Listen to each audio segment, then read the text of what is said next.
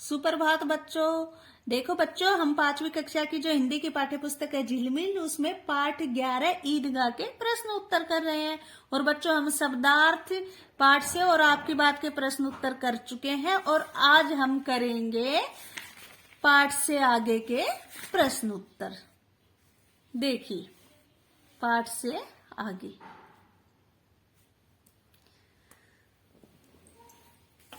प्रश्न क्या है हमारा?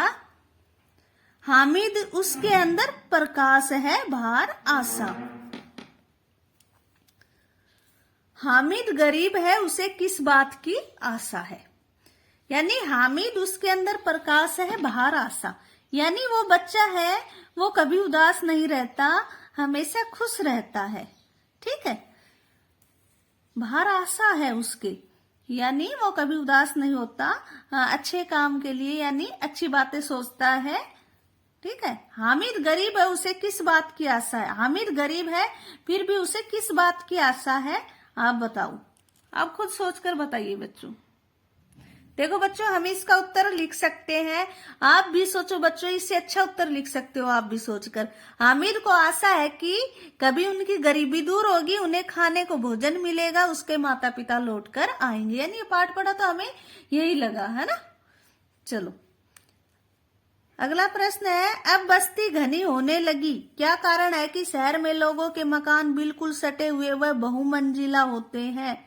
यानी बस्ती घनी होने लगी, यानी बिल्कुल नजदीक नजदीक घर होने लगे, है ना।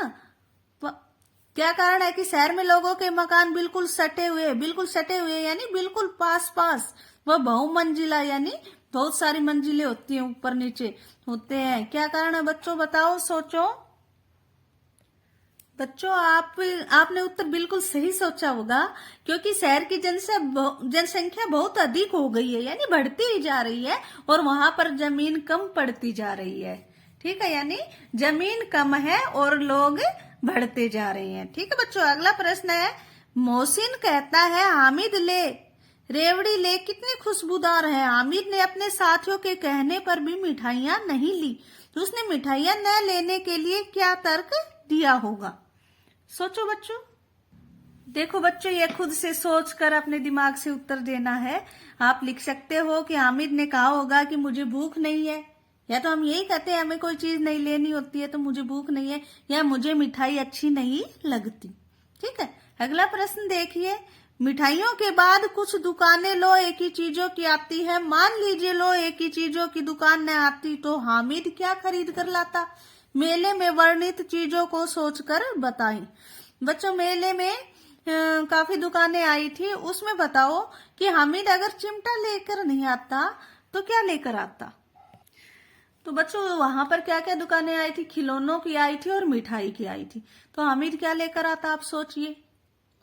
मेरे ख्याल से तो वो कुछ खाने की चीज लेके आता, मिठाई खरीद के लाता ताकि वह भी खा लेता और अपनी दादी को भी दे देता, क्योंकि उनके घर में खाने के लिए चीज नहीं है ना, खाने की चीजें, तो वो ऐसी चीज लेके आता है ना।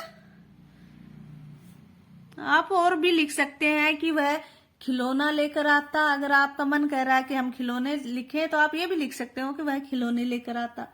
मेरे ख्याल से सबसे अच्छा उत्तर यही होगा कि वह मिठाई लेकर आता और कुछ खुद खा लेता और कुछ अपनी दादी को दे देता, है ना।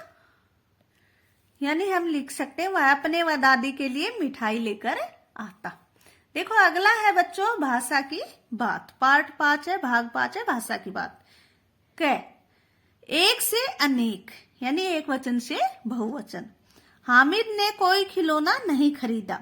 उपर्युक्त वाक्य में खिलौना एक वचन है जिसका बहुवचन है खिलौने, यानी खिलौना मतलब एक खिलौना और खिलौने हो गए बहुवचन, यानी एक से ज्यादा चीजें होती हैं। ठीक है, एक वचन में एक चीज और बहुवचन में एक से ज्यादा चीजें होती हैं। नीचे कुछ शब्द दिए गए हैं, उनके वचन बदले। देखो बच्चों, मैंने पहले लिख दिया है, दुकान का क्या होगा? एक वचन है, दुकानें। चिमटा, चिमटे। कोठरी, कोठरियां। टोली, टोलियां। अब आगे देखते हैं, गेंद, गेंदे। रेवड़ी, रेवड़ियां। बूंद, बूंदे। मिठाई, मिठाइयाँ। ठीक है बच्चों, चलो आगे देखते हैं ख, रे और री। कितना मनोहर, कितना सुहावना प्रभात है, वृक्ष पर कुछ अजीब हरियाली है। उपयुक्त वाक्य में प्रभात और वृक्ष शब्द आए हैं। प्रभात शब्द में पै के नीचे रे का चिन्ह है। देखो ये पै के नीचे रे माना जाता है। ठीक है, ये रहा रे का चिन्ह। और वृक्ष शब्द में वह के नीचे री की मात्रा, ये री की मात्रा ऐसे सी की तरह है। ऐसे ही कुछ शब्द आप भी लिखिए। इस साइड लिखने आपने रे वाले शब्द, यानी ऐसे अक्षर के नीचे रे होना चाहिए। ठीक है, और इस साइड लिखने हैं री, ऐसे सी की तरह नीचे अक्षर के नीचे री वाले शब्द। एक एक उदाहरण दे रखा है, जैसे क्रम, ये जैसे पृथ्वी। ठीक है, ये रे और इसमें ये नीचे री। तो देखो बच्चों, इसमें हम आगे बना सकते हैं। देखिए मैंने बनाकर लिख रखे हैं भ्रम, प्रश्न, प्रेरणा, प्रकाश। ये देखो री वाले पृथ्वी, कृषि, तृण, दृश्य, नृप। ठीक है, आगे देखिए प्रश्न ग, सूर्य आकाश में चमकता है, सूरज की रोशनी तेज होती है। उपयुक्त वाक्यों में आए शब्द सूर्य और सूरज का एक ही अर्थ है। नीचे कुछ शब्द दिए गए हैं, उनके भी समान अर्थ वाले शब्द लिखें।